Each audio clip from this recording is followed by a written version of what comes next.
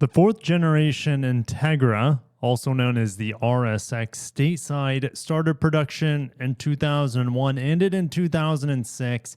It took about 15 plus years for Acura to revive the Integra nameplate, but unlike the RSX, it was a 5-door liftback instead of a 2-door, right? I don't think this was a liftback. I think it was a traditional trunk on the the RSX Integra 4th gen. And luckily, it still has a manual transmission. You guys know I'm a big fan of. And here I have embargoed information for you guys, so I can get it up right here, right now, on the 2026 Acura Integra refresh. If you guys are excited for anything new to the Integra, smash that like button and make sure you are subscribed. Later this month, early next month, I'm not sure when the next embargo is for Acura, but I know I do have something big for you coming. We know that later this year, the RSX Sport SUV EV coupe crossover thing, I will debut that for you sometime this year. And we know that vehicle comes available sometime at the end of this year with the Honda 0 Series platform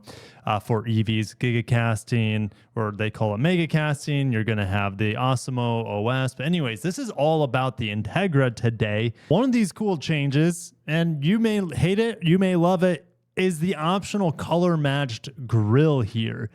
And on the A-Spec models, you get a nice new aero kit. And this is cool because the ADX A-Specs have some bumper garnishes at the bottom that the Integra didn't have. So it's cool to have that now here on the Tegi. And you see the side skirt as well. Back looks awfully familiar. The exhaust ports look the same. This looks a little different, but I'll go ahead and overlay an image of the pre-refresh to see if you guys can tell a difference with this rear bumper. But taillights, headlights look to be identical. Another look of the paint-matched grille. And don't get me wrong, like this picture looks amazing here. But I'm not, it's good to have options. I'm not sold on the paint matched. I think it's cool, but I think the gloss black looks great as well. The red on red, let me know. Let me know what you think of that. But look at the gloss black. I think it just looks so good here. I mean, this looks almost like the Type S Integra now with the body kit at the bottom, and looks so cool. And then you can see here the non-A-Spec models don't have that body kit at the bottom or those lip garnishes, whatever you want to call them, that you see right here on this A-Spec model. Also new on the inside, we have a new 9-inch touchscreen that is standard. Apple CarPlay, Android Auto is wireless now. Sorry, my daughter's vacuuming if you hear that right now. We have a new dashboard pattern, apparently. There's extended ambient lighting here on the A-Spec models as well, and you might be able to see that on the door. We still have the ELS audio here. It hasn't moved over to the Bang & Olufsen yet. Also, the Orchid seats have suede inserts now, as you can see here. We first saw that on the ADX. Going back to this image, I can confirm that Sirius XM has lived on. We know Acura and Honda have been killing it off in their vehicles lately. For example, did the MDX get rid of it, for example? The new Passport that I drove recently, the ADX, I don't think had Sirius XM. Okay, so if you get the A-Spec with the ebony or the black interior, you get like this cool yellow-orange stitching around the steering wheel. You get it on the seats, and I think around the shift boot as well. That's pretty neat. Engine still produces 200 horsepower and 192 pound-feet of torque. Yes, the CVT lives on. And thankfully, the transmission of choice for most enthusiasts is going to be the 6-speed manual. It lives on. And like the Civic Si, it has a helical limited slip differential. The Integra remains built in Marysville, Ohio. That is also ground zero for their 0 Series EV production that starts later this year with the RSX, like I mentioned. And the engine is made at the Anna Engine plant in Ohio. I also toured that plant where they're making the gigacasted or mega casted battery pack enclosures. They also at that plant make engines, the 2-liter turbo, the 1.5 turbo, the 2-liter naturally aspirated, and I think the 3-liter turbocharged engine we see on the Type S, MDX, and TLX. And fun fact, that Anna Engine plant just hit 40 years of operation this past week.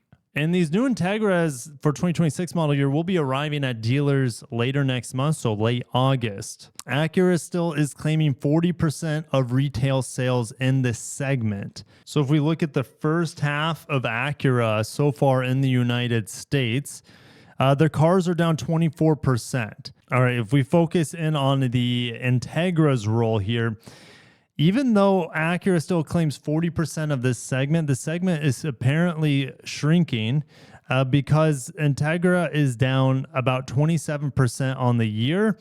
And it's even worse for the month of June. June, it was down about 34% in a volume basis, which is not the direction you want to go. Maybe it's down because they are switching over production to the refresh. I don't believe that. I doubt that that's it.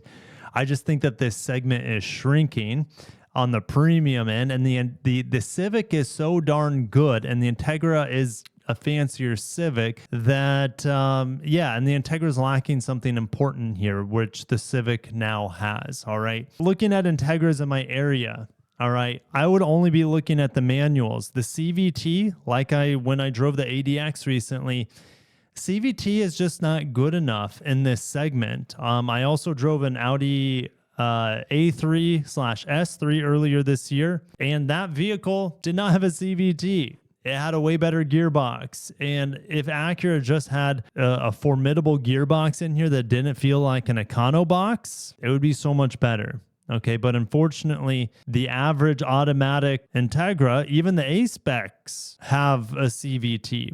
And it's just not as good of an experience as I would expect from a precision crafted performance brand. All right. Doesn't stop it from selling quite well still, even though sales are down. But again, the problem is within its own lineup, you could say. You might be saying there could be some cannibalization here. Look at the Civic Si. All right. You can get the same driver experience on a Civic Si than you can an Integra A-Spec. Now, I know the A-Spec has adaptive dampers, which is great, so the ride quality is going to be a little bit better. But you can get into a Civic Si around $30,000. That has gotten more expensive, all right? We're seeing 31, 32 essentially for the Si. If I look at the Integra, it's about $7,000 more, $8,000 more for the exact same powertrain and an exact same transmission. I know you get the lift back here instead of the sedan on the Si, but is it worth the extra $7,000 or $8,000? To some it is, right? To have a better experience at the Acura dealership, to have a nicer interior, nicer features, better seats, all that technology. It's probably worth it to some, all right? But some who just want that pure driving experience, they can get it on the Si. And then here's another problem. Acura has no hybrids, and the Civic hybrid is incredible. It's not the most fuel efficient, but it will dust any Integra that is not a Type S. This sport touring hybrid gives you leather. It gives you really good features, gives you almost 50 miles per gallon, 0 to 60 in about 6 seconds, a little over, something like that. It's quick. It's efficient. It's responsive. And it's just a much quieter engine experience compared to the CVT turbo seen on the Integra. I would be picking this over any automatic Integra, the Civic, any Civic hybrid. If you want an automatic in a fairly premium experience with good power and all-wheel drive, you can get it in a Mazda 3. I know it's a little bit, it's much tighter space-wise compared to an Integra or a Civic, but you can get 250 horsepower, a boatload of torque, all-wheel drive. Ride quality might not be as good as the Civic. Handling isn't as good as a Civic or an Integra, but this is an option. This is less expensive with way more power, way more acceleration than an Integra.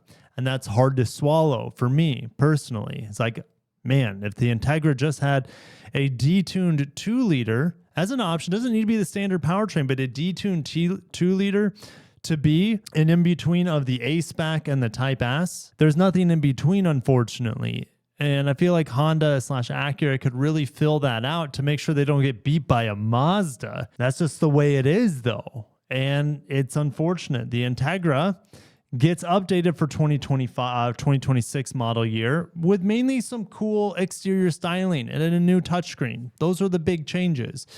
And that's great. And the fact that there's no hybrid here kind of, I mean, not kind of, it does hurt the Integra because here's the Civic. It's little brother that has a fantastic powertrain, which the market is hungry for right now, and that little 2-liter, 200 horsepower hybrid with 232 pound-feet of torque. I mean, it just absolutely will dust an Integra. Manual, CVT, anything that's not a Type S, a Civic hybrid will dust over the Integra. With the automatic being the CVT, no hybrid, and no middle powertrain between the 1.5 and the 2-liter, 325 horsepower model, the Integra as a precision crafted performance car is debatable, just like I had with the ADX, except the Integra is much better than the ADX, way better. All right. But I just have such high expectations for the Japanese automakers, and maybe they're unrealistic. Let me know. Let me know, guys. I'll see you in the comments. Thank you for watching. I'm happy the Integra got some updates for 2026, and who knows where it will go from here. I'll see you in the comments. Have a great day and peace.